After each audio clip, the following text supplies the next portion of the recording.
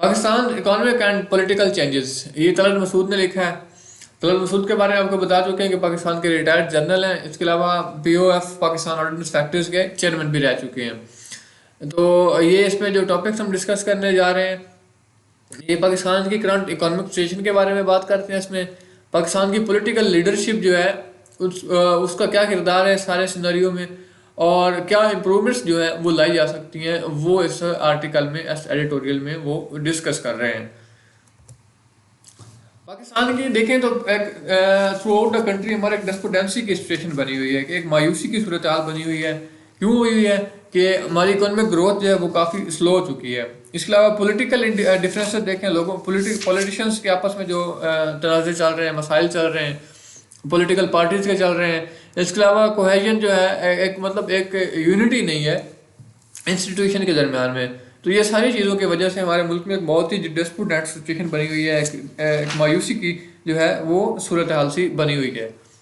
अगर political leadership की देखें तो वो जो है एक एवर नॉट एंडिंग, यानी कि पहले कि आप कभी वो ख़त्म ना होने वाली एक ऐसी झगड़े में पड़े हुए हैं, जो ना सिर्फ उनके सारी जो है एनर्जी को ड्रा कर रहा है, उनका जो असल जो एनर्जी उनके लिए आपकी कंट्री के लिए इस्तेमाल होनी थी, वो आपस के झगड़ों के लिए और अपनी पावर को अपनी गेन करने के लिए।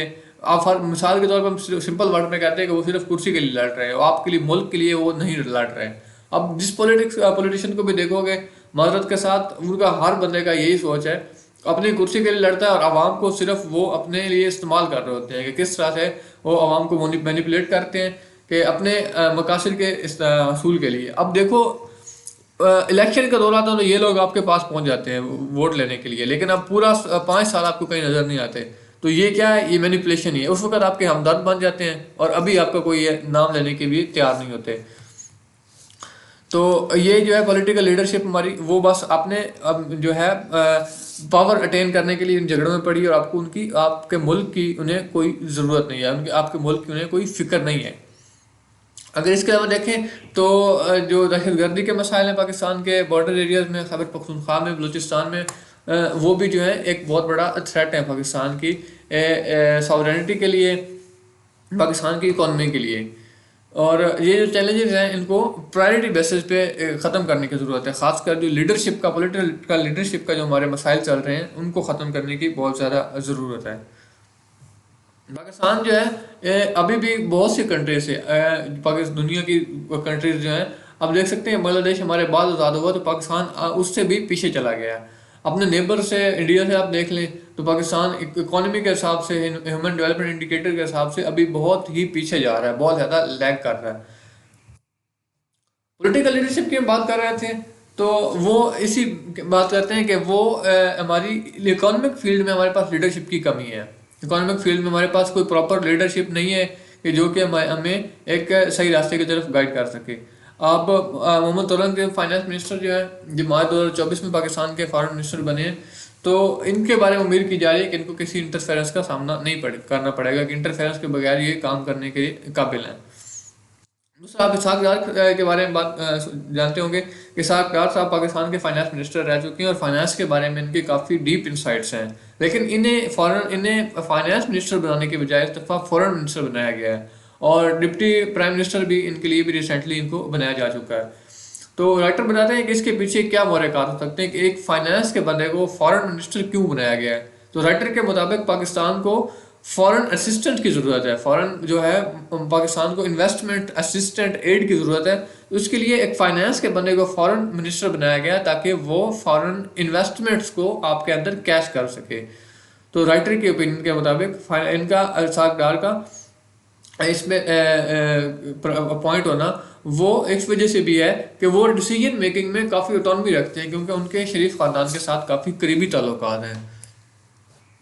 इकोनॉमिक चैलेंजेस में पाकिस्तान को बहुत से मसाइल दरपेश हैं। आप पाकिस्तान की इकॉनमी आप देख सकते हो कि सबसे जो हमारा वर्स्ट सिनेरियो जो चल रहा है हमारा इकॉनमी में चल रहा है, कर्ज पे कर्ज लिए जा रहे हैं, और वो कर्ज लेने के लिए फिर हम मजीद जो आगे कर्ज हमें लेने पड़ रहे हैं।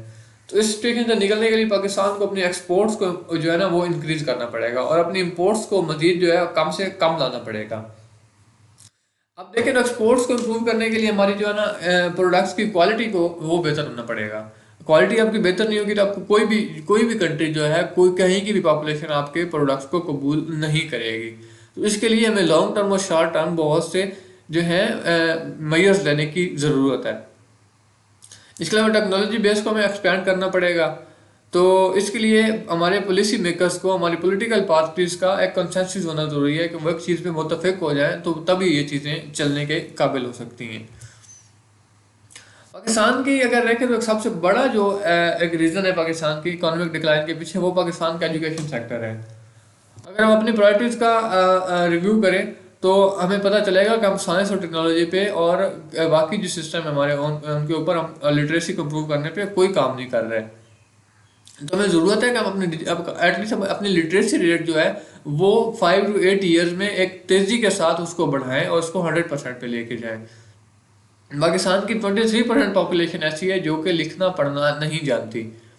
तो 23% पॉपुलेशन ये काफ़ी बहुत ज़्यादा लोग बनते हैं जो कि पढ़ना लिखना जानते तक नहीं, सिरे से ही नहीं जानते। अगर देखिए जाए तो गर्ल एजुकेशन जो है उस पर प्रायोरिटी नहीं दी जा रही, उसको प्रायोरिटी देने की ज़रूरत है, क्योंकि एक औरत की एजुकेशन एक पूरे ख़ानदान की और एक पूरी नेशन की एजुकेशन के बराबर होती है। तो इन तमाम इश्यूज़ के बारे में पॉलिटिशियंस की हम बात कर रहे थे, तो वो बाकी झगड़ते हैं, हमारे साथ ये हो गया, हमारे साथ वो हो गया, फलाने ये कर दिया, वो ये कर दिया। लेकिन आप किसी पॉलिटिशियन को माजरत के साथ ये सुनते हुए नहीं देखोगे, ये कहते हुए मतलब उसको नहीं सुनोगे कि पाकिस्तान की पॉलिटिक्स में, पाकिस्तान की इकोनॉमी में कौन से मसाइल हैं जिनको एड्रेस करने की ज़रूरत है। आप किसी पॉलिटिशियन को ये कहते हुए नहीं सुनोगे। गवर्नमेंट ऑफिशियल जो कहते हैं तो वो भी अपनी मजबूरी के तहत ही कह रहे होते हैं, उनको कोई इंटरेस्ट नहीं होता, मुझे लगता है, हमें लगता है सारे मसाइल में उनका कोई पर्सनल इंटरेस्ट उनका शो नहीं हो रहा होता। अच्छा, इसके लिए एजुकेशन के लिए सबसे पहले जो अब 18th अमेंडमेंट हो चुकी है, तो जो एजुकेशन का डिपार्टमेंट है वो सूबों के पास चला गया। तो सूबों को चाहिए कि वो एजुकेशन के लिए अपने बजट को इम्प्रूव करें। इंटरनल जो बलूचिस्तान है, खैबर पख्तूनख्वा और सिंध के जो इंटरनल एरियाज हैं, इंटीरियर है, वहाँ पे एजुकेशन फैसिलिटीज़ ना होने के बराबर है। तो उनको अपग्रेड करने की ज़रूरत है, वहाँ पे टीचर्स को प्रोवाइड किया जाना चाहिए और स्टाफ की वहाँ पे अशद ज़रूरत है।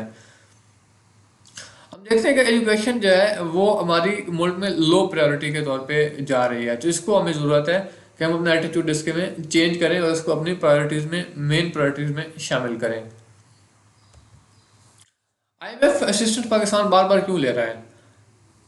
IMF का जो है ना एम्फेसिस जोर उन्होंने इस चीज़ पे दिया है कि वह पाकिस्तान अपने फिजिकल इम्बैलेंस को कम करे। फिजिकल इम्बैलेंस क्या होता है कि पाकिस्तान के फ्यूचर डेट एप्लीकेशन जो हैं, मतलब आपका फ्यूचर में जब आपने कर्ज अदा करने हैं और पाकिस्तान की जो फ्यूचर में होने वाली इनकम है वो बराबर नहीं है, इनकम कम है और पाकिस्तान का जो डेट ऑब्लिगेशंस है वो ज़्यादा है। इसकी वजह से क्या होता है, फिजिकल इम्बैलेंस जो है वो बढ़ जाता है। तो IMF कहता है कि अपना फिजिकल इम्बैलेंस जो है वो रिड्यूस करो, अपनी इनकम बढ़ाओ। कैसे बढ़ाओ? टैक्स लगा के, मतलब अपने आप मजीद जो है वो टैक्स लगाओ। इसकी वजह से जो हमारी एक आम आदमी के लिए सूरत हाल है जो मजीद जो है वो ख़तरनाक और नुकसानदेह बन जाती है। इकोनॉमिक एक्टिविटी जो पाकिस्तान की है वो काफ़ी स्लो हो जाती है और एक्सपोर्ट्स जो है वो डिक्लाइन हो जाती हैं, वो कम हो जाती हैं। हमें खैर ऐसे ही हुआ है कि जब भी पाकिस्तान पे इस तरह से IMF ने कोई भी इस तरह की कोई भी मतलब कंडीशन लगाई है, तो पाकिस्तान की जो इकॉनमी थी वो हमेशा से ही डिक्लाइन हुई है और कम ही होती गई है। तो क्या होता है, इंडस्ट्रीज जो छोटी इंडस्ट्रीज होती हैं वो क्लोज हो जाती हैं और एम्प्लॉयमेंट जो है वो भी, अनएम्प्लॉयमेंट वो बढ़ जाती है। तो क्या होना चाहिए कि गवर्नमेंट को एक वर्केबल प्लान की ज़रूरत है इकोनॉमी को एक मतलब राइट पाथ पे लाने के लिए। तो इसके लिए क्या चाहिए, एनर्जी पॉलिसीज बनानी चाहिए, इंप्लीमेंट करनी चाहिए, टैक्स नेट को एक्सपैंड करने की ज़रूरत है। पाकिस्तान में बहुत ही कम लोग हैं कि जो कि टैक्स अदा कर रहे थे, और फ्यू परसेंट हैं, वो भी मतलब अराउंड 10% भी नहीं बनते जो कि टैक्स पाकिस्तान के टैक्स पेयर हैं। इसके अलावा पाकिस्तान को जो फजूल एक्सपेंडिचर्स हैं, प्रोटोकॉल पे आप देख लें खर्च हो रहे हैं, हमारे जो चीज़ें पे एक्सपेंडिचर हो रहे हैं वो कम करने की, वो जो फजूल एक्सपेंडिचर्स हैं उनको कम करने की ज़रूरत है। IMF असिस्टेंट जो है वो हमारे लिए अनअवॉइडेबल है। क्यों है कि हमारे पास एक ये मजबूरी की तरह उनके पास जाना पड़ता है। तो लेकिन इससे निकलने के लिए गवर्नमेंट को इफेक्टिव मेजर्स लेने चाहिए कि ताकि पाकिस्तान को कम से कम ये मॉनेटरी जो है वो आज़ादी तो हासिल हो ना, ऑटोनॉमी हासिल हो। तो पाकिस्तान का आईएमएफ के पास जाना ये एक कह लें कि एक नॉर्म बन चुका है, ये काम से चीज़ पाकिस्तान के लिए बन चुकी है। और अभी 24th टाइम जो है वो पाकिस्तान असिस्टेंस लेने के लिए आईएमएफ के पास गया है। तो ये बहुत ही एक शर्मनाक सूरत हाल है पाकिस्तान की इकॉनमी के लिए। राइटर यहाँ पे कुछ जो है वो डिस्कस करते हैं चीज़ें जिनकी वजह से इकॉनमी को इम्प्रूव कर सकते हैं। तो वो कहते हैं कि हमें स्टील मिल्स को और जो दूसरे इदारे हैं जो इकॉनमी के लिए बहुत बड़ा बोझ हैं उनको प्राइवेटाइज करने की ज़रूरत है। अब स्टील मिल की बात करें तो इसकी जो प्राइवेटाइजेशन है वो काफ़ी टाइम से डिलेड है, उसको डिले रखा गया। क्यों रखा गया? कुछ मतलब पॉलिटिकल मसलतों की वजह से, एक्सपीडियंसेस की वजह से, और दूसरा जो है ये यूनियंस होती हैं जो मिल्स के अंदर, उनके प्रेशर की वजह से इसको, और आवाम के प्रेशर की वजह से समाव इसको डिलेड रखा गया। लेकिन इस सिचुएशन को मज़ीद जो ख़राब होने से बचाने के लिए इसको जल्द अज जल्द जो है प्राइवेटाइज करने की ज़रूरत है। अच्छा, leadership can not continue to ignore these serious economic political strategic challenges. हमारी लीडरशिप जो है वो इस सारे सिचुएशन को इग्नोर कर रही है, तो उन्हें चाहिए कि इस पे एक मतलब पुरजोर तरीके से इस पे काम करें। अगर गवर्नमेंट के रिस्पांस की बात करें तो वो भी काफ़ी इसमें कमज़ोर रहा है, वीक रिस्पांस रहा है इकॉनमी के लिए। हमारी किसी भी गवर्नमेंट ने प्रॉपर कोई रोड मैप नहीं बनाया। पॉलिटिकली बात करें तो हम इस रियलिटी को जो है ना वो इग्नोर नहीं कर सकते। राइटर के मुताबिक कि पाकिस्तान की जो है पावर स्ट्रक्चर है वो हमारे कॉन्स्टिट्यूशन के मुताबिक नहीं है। इस्टेब्लिशमेंट जो है वो डोमिनेंट है हर चीज़ के ऊपर, स्ट्रेटजीज़ के ऊपर देख लें, इकोनॉमिक इश्यूज़ के ऊपर देख लें। तो इसके डोमिनेंट होने की वजह से क्या नुकसान हो रहा है कि पाकिस्तान डिसीजन मेकिंग प्रोसेस जो है वो मज़ीद जो है कम्प्लेक्स से कम्प्लेक्स और मुश्किल से मुश्किल तर होता जा रहा है।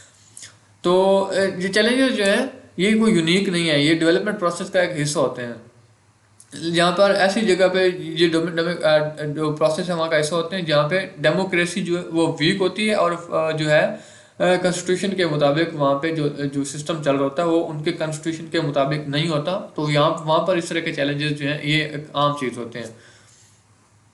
अगर देखें तो अपोजिशन का जो रोल है वो सारे सिस्टम में वो बहुत ज़्यादा सपोर्टिव होना चाहिए। खासकर अब देखें तो करंट सिनेरियो में पाकिस्तान तहरीक इंसाफ का रोल इसमें वो बहुत ज़्यादा सपोर्टिव होने की ज़रूरत है।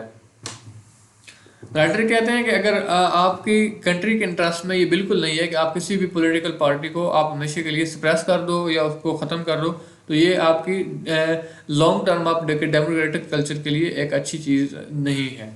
तो ये भी एक डेस्पोटेंसी फैलाती है, और वो एक परसेंटेज ऑफ पॉपुलेशन जो कि ख़ास पॉलिटिकल पार्टी के सपोर्टर हैं तो उनको वो स्टेट के खिलाफ एलिनेट हो जाते हैं, मतलब वो स्टेट के खिलाफ एक आइसोलेटेड हो जाते हैं कि वो उनके दिलों में नफरत जो है वो स्टेट के लिए बढ़ती है। पॉलिटिकल पार्टीज और इंस्टीट्यूशन जो है उनको अपने एथोस को, पॉलिटिकल एथोस को इम्प्रूव करने की ज़रूरत है, और हमारे माइंड सेट में और पॉलिटिकल कल्चर में चेंज की भी एक अशद ज़रूरत महसूस की जा रही है। वोकैबुलरी की तरफ आते हैं। डेस्पोडेंसी कहते हैं लॉस ऑफ होप, और करेज को डिस्पोडेंसी कहते हैं, मायूसी को कहते हैं। मायर होता है फंसते होना, किसी चीज़ में फंस जाना, इन्वॉल्व और टेंगल्ड इन समथिंग होना, किसी चीज़ में फंस जाना। एक्सपीडियंसी होता है सूटेबिलिटी, मसलियत को भी कहते हैं एक्सपीडियंसी। रिटार्डिंग होता है holding back in terms of progress, progress को कम हो जाना, रुक जाना। एलिनेट होता है मेक समवन फील आइसोलेटेड, किसी चीज़ को आइसोलेट कर देना, उसको तनहा कर देना, अकेले कर देना, एलिनेट कहलाता है। तो क्वेश्चन है हमारा, हाउ मेनी टाइम्स पाकिस्तान ने सॉट आईएमएफ असिस्टेंस सो फार। पाकिस्तान ने अब तक कितने जो है बार आईएमएफ से असिस्टेंस ली है? इसका आंसर आप कमेंट्स बॉक्स में देना मत भूलें। Thanks for watching.